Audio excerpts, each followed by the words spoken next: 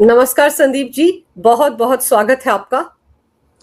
नमस्ते मैम, सारे दर्शकों को नमस्कार, प्रणाम जी। प्रणाम। संदीप जी, बड़ी हलचल मची हुई है उन राजनीतिक पार्टियों में जो जंतर मंतर पर कॉकरोच आंदोलन की आड़ में अपनी राजनीतिक रोटियां सेंकने में लगे हुए हैं। चाहे आम आदमी पार्टी हो, कांग्रेस हो, समाजवादी पार्टी हो या फिर भीम आर्मी हो, क्योंकि सरकार ने बातचीत का जो दरवाजा है वो खोल दिया है। बात कर रहे हैं वो सोनम वांगचुक से। जेपी नड्डा ने भी इस बात को पर मोहर लगाई कि उनकी बातचीत हुई है। और सोनम वांगचुक है, इन्होंने भी बाकायदा एक वीडियो जारी करके कहा है कि उनकी जो मांग है सरकार से वो ये है कि जो 20 जुलाई को जंतर मंतर पर या संसद की तरफ जाते हुए मार्च के दौरान जो हंगामा हुआ और उसमें जिन भी छात्रों के खिलाफ एफआईआर दर्ज की गई है उन पर कम से कम कानूनी कार्रवाई ना हो। अगर ये आश्वासन उनको मिलता है तो वो अनशन किसी भी वक्त खत्म कर देंगे। क्या ये माना जाए कि कानूनी कार्रवाई से सोनम वांगचुक डर गए हैं, क्योंकि ये खामियाजा वो पहले भी भुगत चुके हैं लेह में जब 5 बच्चे मारे गए थे। बात एकदम सही है मैम, और सरकार ने बहुत अच्छा काम किया है कि इस पूरे आंदोलन के जितने चेहरे थे उन सबको अलग अलग उसमें जो विभक्त कर दिया है, थोड़ा सा उनको फ्रेगमेंट कर दिया है। सोनम वांगचुक, उनसे कहा कि वो ये मांग क्यों कर रहे हैं कि बच्चों पर या किसी पर भी या स्टूडेंट्स पर, जो कि स्टूडेंट्स नहीं है, हमको साफ पता चल चुका है।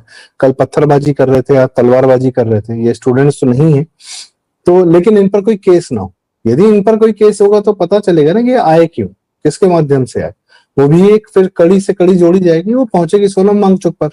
सोनम वांगचुक कतई नहीं चाहते हैं कि मुझ पर एक बड़ा ऐसा लगे आरोप, धाराएं लगे जिसके अंतर्गत मैं वापस जेल में जाऊं और इस बार बच नहीं पाऊंगा, क्योंकि इस बार 120 आरपीएफ और पुलिस वालों पर भी हमला हुआ है। तो ये एक बड़ी धारा उन पर लग सकती है। तो उन्होंने अपने आप को बचा लिया। कैसे बचा लिया? पहले उन्होंने सरकार से कहा कि हमको अस्पताल ले चलो।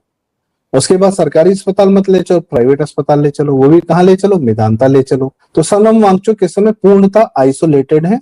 बात करने कौन पहुंचा उनसे? भाई सरकार के मंत्री हैं, जेपी नड्डा जी स्वास्थ्य मंत्री, वह पहुंचे।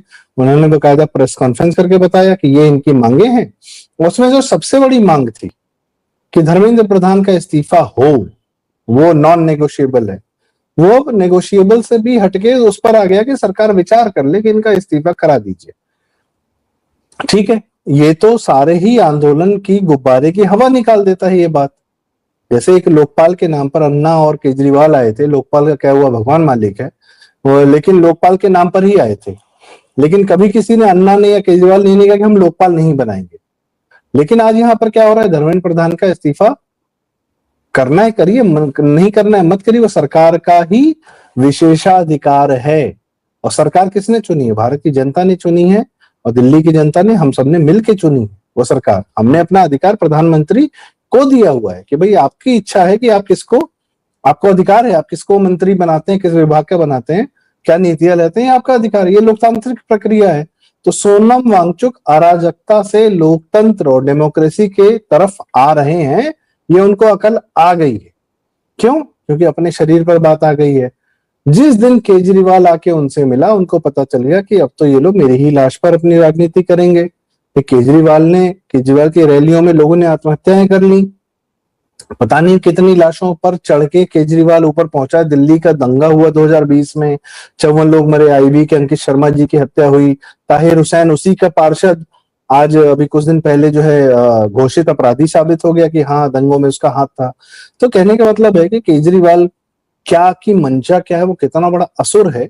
सोनम वांगचुक भाप गए और उन्होंने कहा इन लोगों से मेरा कोई वास्ता नहीं है, मैं जा रहा हूं अपने रास्ते, तुम जाओ अपने रास्ते। जी।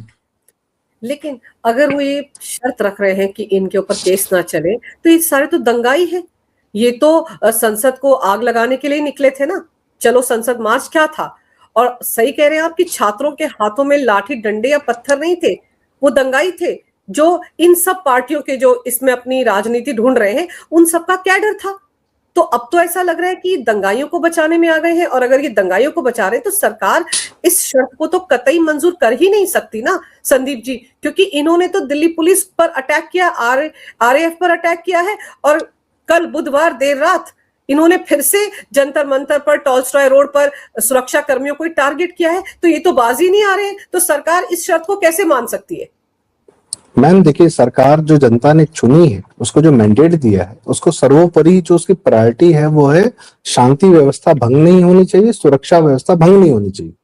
यदि इनकी एक फर्जी या जो भी हम कहें, उस मांग को मान के हमने कुछ लोगों को छोड़ दिया, हमने कहा जाओ घर जाओ, कोई बात नहीं, घर में रहो, हमको तुमको जेल नहीं भेजना है।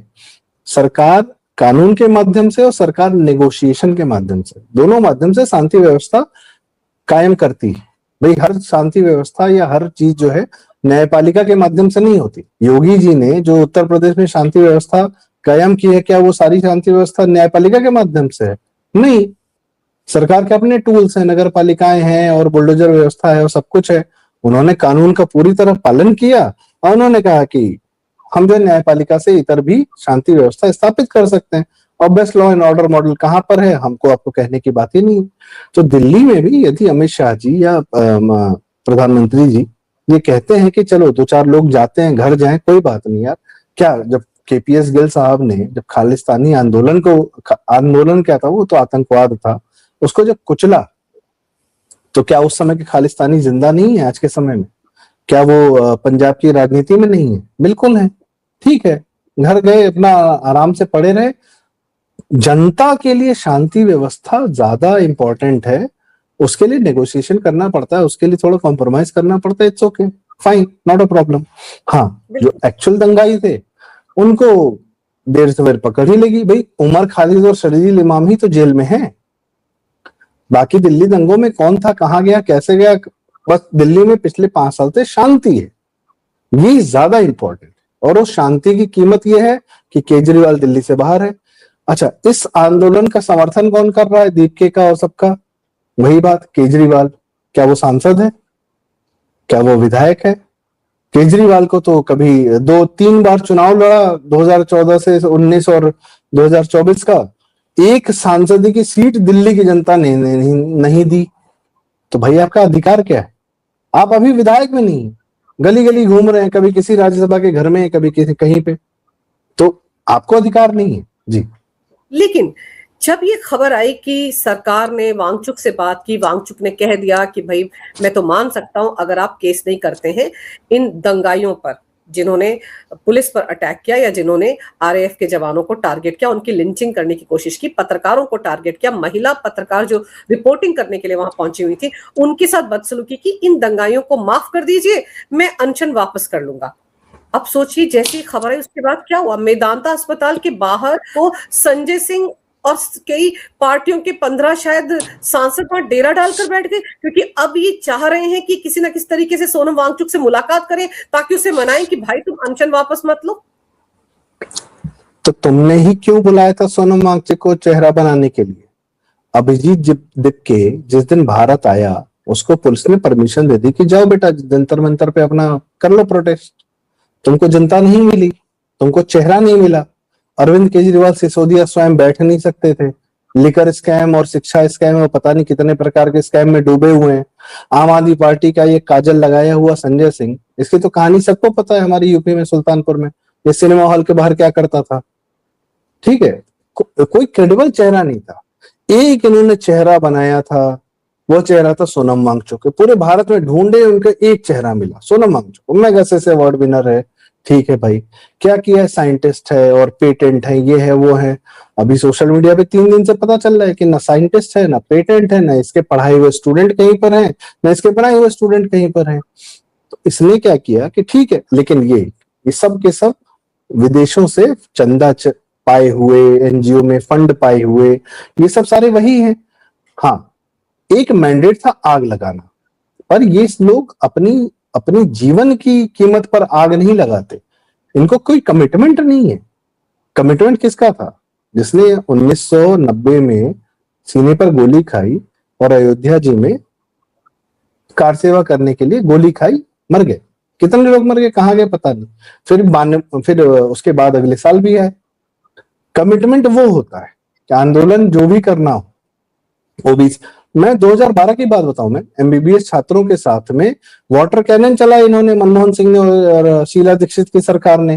कौन से एमबीबीएस छात्र? भारत के सबसे शानदार एमबीबीएस छात्र, एम्स के डॉक्टर्स पर फोटोज हैं, वीडियोज हैं, इन्होंने कैनन, वाटर कैनन चलाया, उनको, उनके आंदोलन को ध्वस्त करने के लिए ये किया। और एक्चुअल स्टूडेंट प्रोटेस्ट वो था, उन्होंने एक पत्थर नहीं चलाया, बैरिकेड लांघा नहीं, तलवार लेकर नहीं आए, वो स्टूडेंट थे और वो एमबीबीएस के स्टूडेंट थे।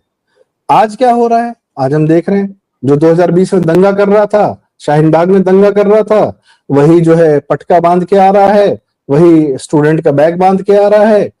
सोनम वांगचुक ये चाहते हैं कि अगर उनमें से किसी को भी जेल, कोई भी जेल गया तो सीधी उंगली उठेगी सोनम वांगचुक पे। तुम बैठे थे ना जंतर मंतर पे धरने पर, तुम ही हल्ला दंगा कर रहे थे, तुम्हारे वीडियोज हैं, तुम्हारे फोटोज हैं, यू आर इंस्टिगेटिंग, तो भाई आपका इंटेंशन सामने आएगा। सोनम वांगचुक इस समय स्वयं अपने आप को बचा रहे हैं, सरकार से भी और अरविंद केजरीवाल से भी। जी। और ये जो लोग पहुंचे थे जिनमें मैंने आपसे पूछा भी कि ये जी। आम आदमी पार्टी के संजय सिंह, झारखंड मुक्ति मोर्चे के नेता, समाजवादी पार्टी के 15 सांसद मेदांता पहुंच गए, और जब उनको अंदर नहीं जाने दिया गया तो पुलिस के साथ संजय सिंह बहस करते हुए नजर आए और धरने पर बैठ गए अस्पताल के बाहर। फिर कहीं सोनम वांगचुक की पत्नी को बाहर आना पड़ा, तब इनको मनाया गया। तो आप सोचिए, ये भी तो डरे हुए ना कि सोनम वांगचुक कहीं मान गए और सरकार के साथ उन्होंने समझौता कर लिया, तो इनकी राजनीति का क्या होगा? मैम, इनकी राजनीति का नहीं, इनकी जवाबदेही का क्या होगा जिससे पैसा पाए हैं। आप देखिए 3 लोग हैं, अखिलेश यादव या समाजवादी पार्टी, उसका हरियाणा में क्या काम, झारखंड मुक्ति मोर्चा का हरियाणा में क्या काम, और संजय सिंह आम आदमी पार्टी का, ना वो दिल्ली के हैं, ना वो हरियाणा के हैं, पंजाब में थोड़ी बहुत सरकार बची, वटेवर, हरियाणा में तुम्हारा क्या काम। ये तीनों के तीनों किन चीजों में इन्वॉल्व हैं? ये क्रिश्चियन मिशनरीज के द्वारा फंडेड है। अगर अखिलेश यादव ये ना कहते पिछले साल कि भाई हिंदुओं को दिवाली मनाने का तरीका क्रिश्चियन से सीखना चाहिए, क्रिसमस से सीखना चाहिए, और उनके इलाकों में मैसिव क्रिश्चियन कन्वर्जन चल रहा है, जो योगी सरकार बड़े स्तर पर रोक रही है, और उसको रोकने के लिए ही अमित शाह जी एफसीआरए का एक कानून ला रहे हैं कि आप बाहर से पैसा लाके क्रिश्चियन कन्वर्जन नहीं रोक सकते। मैम, और अखिलेश यादव को कौन इस समय फंड कर रहा होगा?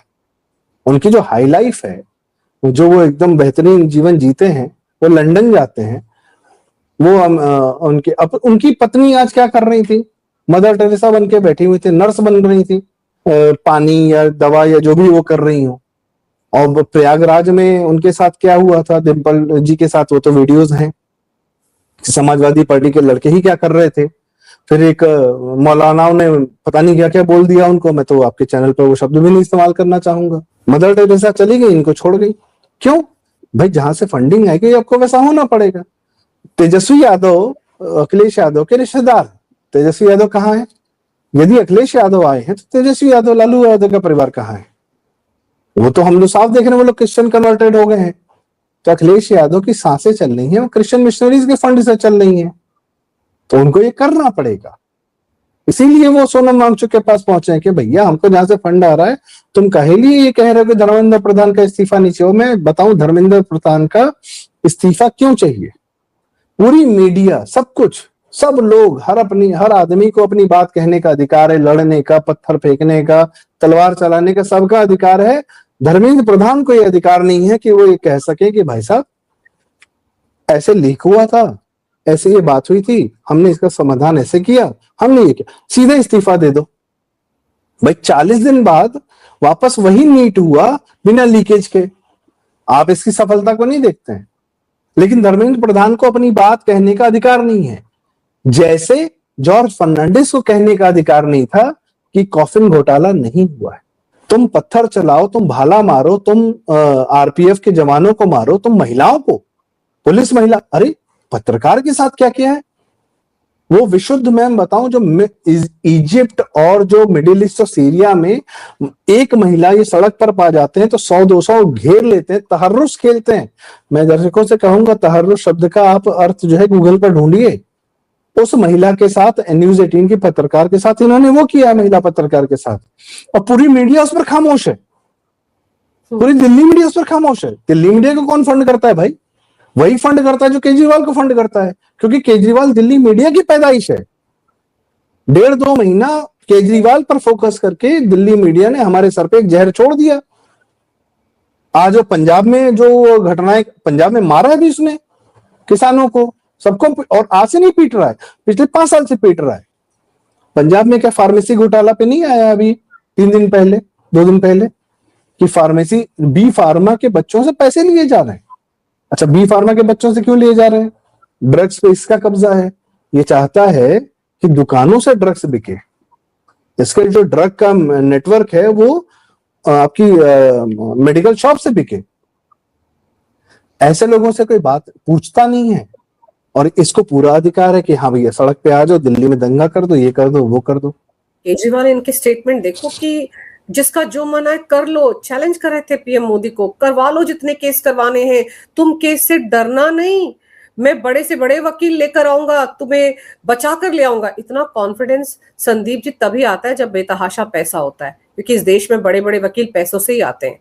वो मुफ्त में किसी का केस नहीं लड़ते। रात को 2 बजे अगर अदालतें खुलती या सोनम वांगचुक के लिए संडे को दिल्ली हाई कोर्ट खुला तो बड़े बड़े वकील ही वहां पहुंचे हुए थे। लेकिन ताजुब की बात यह है कि अखिलेश ने लोकसभा में कहा कि देखिए बेटियों के साथ क्या हो रहा है, उनके कपड़े फाड़े जा रहे हैं, आप ऐसा करेंगे वैसा करेंगे। अरे आप उन पत्रकार महिलाओं की भी बात कर लेते, उनकी बदौलत पूरी दुनिया को दिख रहा है कि क्या कुछ हो रहा है दिल्ली की सड़कों पर। आप ये सब तो कर सकते थे ना। आप उनके बारे में एक शब्द नहीं बोला। आपने उन 18 पुलिस कर्मियों के बारे में एक शब्द नहीं बोला जिनके सिर फोड़े गए हैं, जिन पर पथराव किया गया, जिन पर हमला किया गया। आपने एक शब्द नहीं बोला उस आरएएफ के जवान पर जिसकी लिंचिंग करने की कोशिश इन्होंने मंगलवार रात को की, जंतर मंतर पर 8 बजे के आसपास घेर कर मारा, उस पर कुछ नहीं बोला। लेकिन बच्चों पर, अरे मैं ये कहती हूं कि जो बच्चे हैं जो भटके हुए इंस्टाग्राम की रील्स देखकर इनके चक्कर में आगे, उन्हीं को तो इन्होंने आगे किया। लाठियां खाने के लिए ये जो कॉकरोच है सबसे बड़े वाला, जो बॉस्टन रिटर्न है, ये तो आगे नहीं आया। इसका एक साथी तो बर्गर खा रहा था। तो ये सब कहां थे छिपे हुए? तभी सारे जितने भी नेता आज की तारीख में जंतर मंतर आ रहे हैं संदीप जी, ये सब तब कहां थे? इनको उतरना चाहिए था सड़कों पर। इन्होंने इन मासूम बच्चों को आगे क्यों किया? अंजू जी, मैं अखिलेश यादव पर आपके जितने उद्गार हैं उसको थोड़ा सा और विस्तार देने के लिए 5 से 6 मिनट लेना चाहूंगा। 2-4 विषय हैं उस पर। सबसे पहला, पत्रकार। अखिलेश यादव जब सीएम था, अपने मुंह से उसने एक महिला पत्रकार जब उसने पूछा कि आपके यहाँ पर रेप हो रहे हैं, अखिलेश यादव का वीडियो है, लोग सर्च कर सकते हैं, तुम्हारा तो नहीं हुआ है। ये अखिलेश यादव के अपने मुंह से निकले हुए शब्द हैं। आज महिलाओं की उनकी इज्जत पे आ रही है, ठीक है। बदायूं में 2 लड़कियां, दलित लड़कियां, मार के टांग दी गई। कौन था दोषी? मुजफ्फरनगर में जो दंगा हुआ, दंगा किस बात पे हुआ था? 2 मुसलमान लड़कों ने एक हिंदू लड़की को छेड़ा। उस हिंदू लड़की के भाई ने यह कहा कि हमारी बहन को मत छेड़ो। उन लड़कों ने उस हिंदू लड़के को मार दिया, जान से मार दिया। ठीक है भाई, उसके माँ बाप आए, एफआईआर कराई नॉर्मल, और उसके बाद अखिलेश यादव की सरकार ने क्या किया? उन लड़कों को, भाई पुलिस थी, नॉर्मल थी, एफआईआर थी, भाई आपके 2 वो थे, चश्मदीद गवाह थे, सारे थे, जेल में बंद कर दिया। आजम खान ने कहा कि इस एसपी को हटाओ, पूरा थाना सस्पेंड करो, दिस करो, दैट करो। जिस लड़की को छेड़ा गया, उसके भाई को मारा गया, उसी के माँ बाप को उठा के थाने में बंद कर दिया। ये महिलाओं की इज्जत की बात करेंगे? आप सोचिए कि इनके पिताजी के क्या विचार थे रेपिस्ट लड़कों को लेकर कि लड़के हैं, गलतियां हो जाती हैं। इन्हीं का एक नेता कहता था लड़कियां ये लिबास पहनकर क्यों जाती हैं, लड़के क्या करें। वो अखिलेश जो है कितने चिंतित है महिलाओं के लिए, लड़कियों के लिए आज की तारीख में। मैम, इनका ही बनाया हुआ मुसलमान वोट बैंक शामली और जो पश्चिम उत्तर प्रदेश के मुसलमान बहुल इलाके हैं, इनके बयान है 2012 से और 2017 के बीच के। मैं तो मुलायम तक पीछे नहीं जाऊंगा, अखिलेश के अपने कार्यकाल की बात करता हूँ। कहता था मोबाइल लड़कियों को बर्बाद कर रहा है, इनके पास मोबाइल नहीं होना चाहिए। ये महिलाओं के इज्जत की बात करेंगे? ऐसे जमीन पर लेटे हुए लोग, जमीन से जुड़े नहीं मैम, जमीन पर लेटे हुए लोग, इनसे उम्मीद करेंगे? पूरा क्रेडिट समाजवादी पार्टी लेने की कोशिश कर रही है। बड़े बड़े पोस्टर लगा दिए गए लखनऊ में, जहां पर बड़े मातृत्व भाव में डिंपल को दिखाया जा रहा है और स्टूडेंट्स का बहुत बड़ा पैरोकार दिखाया जा रहा है अखिलेश यादव को। और संसद में खड़े होकर भी अखिलेश यादव ने वो जो राहुल गांधी का पीएम आवास के बाहर धरना था, उसका क्रेडिट लेने की कोशिश की, जबकि वो बहुत बाद में पहुंचे थे कि हम तो वहां नहीं जाते अध्यक्ष महोदय, अगर आप हमारी यहाँ बात सुन लेते। मतलब उन्होंने बताने की कोशिश की कि मैं भी था वहां पर राहुल के साथ। आप सोचिए किस तरह से गीद जो है वो ये कॉकरोचों के आंदोलन को अपने नाम करने में लगे हुए हैं। कॉकरोचों का आंदोलन भी बाहर से फंडेड, अखिलेश भी बाहर से फंडेड, राहुल भी बाहर से फंडेड। ये सब दिखा रहे हैं कि हम कुछ कर रहे हैं, जिससे पैसा पाया उनके नौकर हैं। जितने नौकर हैं, झारखंड मुक्ति मोर्चा का नौकर कौन है? हेमंत सोरेन। वो क्या कर रहा है झारखंड में? दलित आदिवासियों को ईसाई बनाने के अलावा कर क्या रहा है? वो कुछ नहीं कर रहा है। तो पॉइंट है, ये जितने नौकर हैं इनको कहा जा रहा है कि भैया तुम तो कुछ करो, ईसाई बनाओ। ये संजय सिंह जो पहुंचा था, आम आदमी पार्टी पंजाब में क्या कर रही है? सिखों को, हिंदुओं को खुलेआम ईसाई बनवाने का काम कर रही है। इनको वहां से फंडिंग आ रही है। अच्छा, देश में अराजकता किसको चाहिए? भारत देश में अराजकता किसको चाहिए? अमेरिका को चाहिए। ब्रिक्स का सम्मेलन होने जा रहा है सितंबर में। ब्रिक्स से समस्या किसको है? अमेरिका को है। भारत का यूपीआई दुनिया के 10-15 देशों में लागू हो चुका है। आप डॉलर की कुचक्र से बाहर आ रहे हैं। दुनिया देख रही है कि भैया जो एनर्जी ट्रेड चल रहा है, सो एफसीआरए का कानून जो अमित शाह जी ने जिस प्रकार से लाए, नक्सल निपटा दिए आपने। तो भारत को डिस्टर्ब करने के सारे टूल्स खत्म होते जा रहे हैं। तो आखिरी टूल्स बचे हैं, उनकी ज्यादा चौड़ी कसी जा रही कि निकलो कुछ करो, दिल्ली में दंगा करो। अमित शाह जी, मोदी जी वो लोग हैं जिन्होंने गुजरात में देख रखा है, जब पूरी केंद्र सरकार उन पर टूट पड़ी थी, जब पूरी दिल्ली मीडिया उन पर टूट पड़ी थी। वो लोग अलग मिट्टी के बने हुए हैं। आप अंजू जी, मैं दर्शकों से भी सवाल करना चाहूंगा, 3 महीने के अंदर एक आदमी एक कॉकरोच का नाम सुन के एक इंस्टाग्राम हैंडल बनाता है, इंस्टाग्राम उसको 2.5 करोड़ सब्सक्राइबर दे देता है, और उसके कोई जेनरिक नहीं थे, उसके इंस्टाग्राम में दिया। इंस्टाग्राम कौन है? मेटा है, बिग टेक है, जो भी यूएस एजेंट है, टूल्स सब। वो भारत में आ जाता है, 3 महीने के अंदर वो उतना बड़ा दंगा कर देता है दिल्ली में, जो Mamata Banerjee with all the resources of West Bengal and Sharad Pawar with all the resources of Maharashtra, Punjab में Kejriwal with all the resources of Punjab, वो दिल्ली में वो कांड नहीं करा पाया, या इवन दिल्ली में रहकर 10 साल में वो कांड नहीं करा पाया। ठीक है, उसने दिल्ली का दंगा करवाया और उसमें ताहिर हुसैन पकड़ाया, साफ साफ पता चल रहा है, शर्जील इमाम सबको सपोर्ट में गया था, शाहीन बाग सपोर्ट में गया था।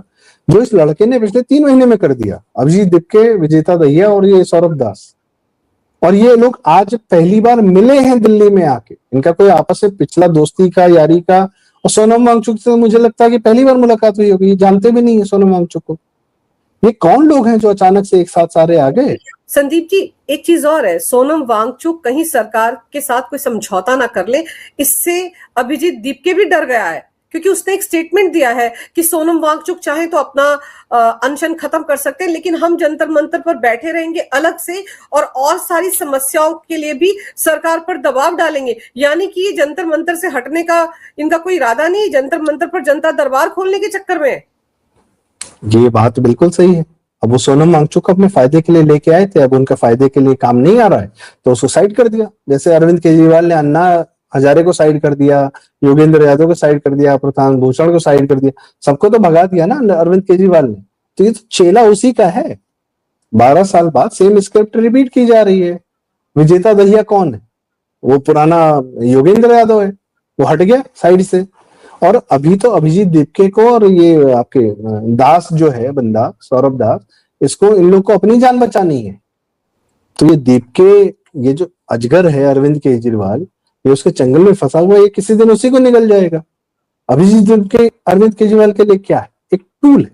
बहुत सारे टूल को लात मार दी अरविंद केजरीवाल ने, इसकी जान ले लेगा क्या जाएगा। और इसीलिए मैम आप देखिए, कल पत्थर लाए गए थे, आज तलवारें लाई गई हैं। कल पत्थरों से वो लाशें नहीं मिली जो आज तलवारों से इनको लाने की इच्छा हुई है। और निहंग आए हैं, सिख आए। पंजाब से ही क्यों ये सारा आतंकवाद आ रहा है? और निहंग और सिखों के भेष में दिल्ली के मुसलमान आ रहे हैं सामने।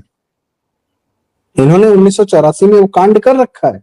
कांग्रेस और कांग्रेस के कार्यकर्ताओं के रूप में सिखों की हत्या कर रखी है। इस बात को सलमान खुर्शीद ने किताब में लिख रखा है। और जिस जघन्य तरीके से कर रखी हत्याएं, टायर गले में डालकर जलाया, वो संभल में इन्होंने उत्तर प्रदेश में किया। उसका ये पहले कर चुके थे।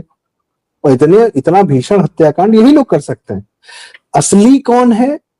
देखिए मैम, अंतिम तथ्य ये है, अमेरिका का पैसा, क्रिश्चियन तंत्र, जमीन पर मुसलमान, बीच में ये 2-4 अरविंद केजरीवाल और दीप के नाम के कलिबल useful idiot Hindus. That's it. Sandeep ji, Nadda ji ने प्रेस कॉन्फ्रेंस किया, बहुत छोटी सी प्रेस कॉन्फ्रेंस थी। उम्मीद ये की जा रही थी कि शायद कोई बड़ा अनाउंसमेंट करें कि हमारा समझौता हो गया है सोनम वांगचुक से, लेकिन ऐसी किसी बात का उन्होंने उल्लेख नहीं किया। उल्टे उन्होंने सिर्फ राहुल गांधी ने जो प्रेस कॉन्फ्रेंस की थी बुधवार को उस पर उसका जिक्र किया और याद दिलाया कि गैर बीजेपी शासित राज्यों में भी पेपर लीक होते, वहां पर इतनी छाती नहीं पीटी जाती। तो उस प्रेस कॉन्फ्रेंस का लब्बो-लुबाब क्या समझा जाए? केजरीवाल पर तो उन्होंने तवज्जो ही नहीं दी, उनसे उनके बारे में तो कुछ कहा ही नहीं। लब्बो-लुबाब ये है कि बीजेपी सिर्फ और सिर्फ लीडर ऑफ ऑपोजिशन को केटर करेगी, अरविंद केजरीवाल को क्यों करेगी?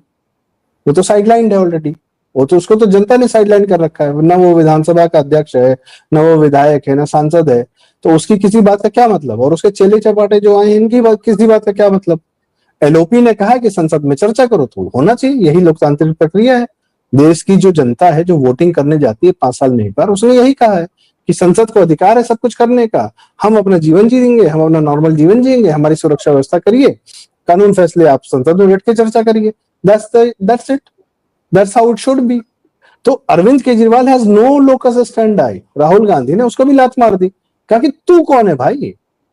राहुल गांधी की आज प्रेस कॉन्फ्रेंस में राहुल गांधी से पूछा गया कि अरविंद केजरीवाल जी ऐसा आरोप लगा रहे हैं आपके ऊपर कि आप जो है बीजेपी की बी टीम है, उन्होंने इग्नोर कर दिया। क्यों नहीं करेंगे? Arvind Kejriwal is a media made, social media as much media made person as Abhijit Dipke is. Instagram Twitter के अलावा अभिजीत दिपके का क्या है क्या वो? अरविंद केजरीवाल क्या है? विधायक भी नहीं है भाई, क्यों उसकी कोई सुनेगा? कितने सांसद है? 3 सांसद हैं संसद में, और राज्यसभा में जितने थे वो सारे भाग गए उसके अंदर से। उसकी औकात क्या है संसद में? उसकी औकात क्या है विधायकी में? एक पंजाब की सरकार है, जाके उसका हाल देख लो, वो भी जाने वाली है। तो अभी अरविंद केजरीवाल का कोई लोकस स्टैंड नहीं है। Rahul Gandhi stands far better. 99 MPs हैं, लीडर ऑफ ऑपोजिशन है, उसकी बात सुनी जाएगी, दैट्स इट। सरकार तो वही कर रही है कि जो लोकतांत्रिक प्रक्रिया है उसको फॉलो कर रही है, दैट्स इट। बिल्कुल, सरकार लोकतांत्रिक प्रक्रिया को फॉलो कर रही है, लेकिन विपक्ष को भी कायदे से बांट रही है। भाई ये इंडी गठबंधन करते रहते हैं, चाहे समाजवादी पार्टी हो या राहुल गांधी हो या केजरीवाल की पार्टी हो, लेकिन इनको भी तो उन्होंने तोड़ के रख दिया ना कि तुम्हारी कोई औकात नहीं इस केस में। हम राहुल के बारे में बात करते हैं, लेकिन साथ ही साथ उन्होंने ये भी कहा कि इस मुद्दे का राजनीतिकरण नहीं होना चाहिए। छात्रों के साथ जो कुछ भी हुआ है वो बड़ी गंभीर समस्या है और पूरी गंभीरता के साथ ईमानदारी से इस पर चर्चा होनी चाहिए। और चर्चा हो गई इस मुद्दे पर संदीप जी, फिर तो कांग्रेस पार्टी को लेने के देने पड़ जाएंगे, क्योंकि सारा कच्चा चिट्ठा खुलेगा।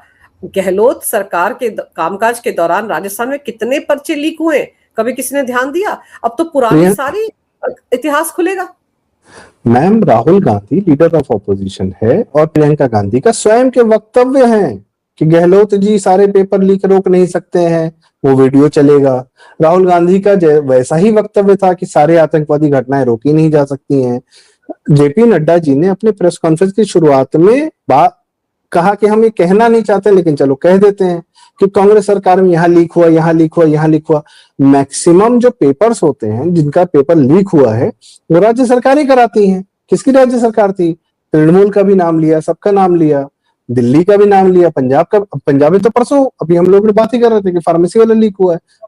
अखिलेश यादव के कार्यकाल में तो लीक छोड़िए मैम, यह होता था कि जो रिजल्ट होते थे सरकारी अधिकारियों के, सरकारी नौकरियों के, वो पब्लिक नहीं किए जाते थे।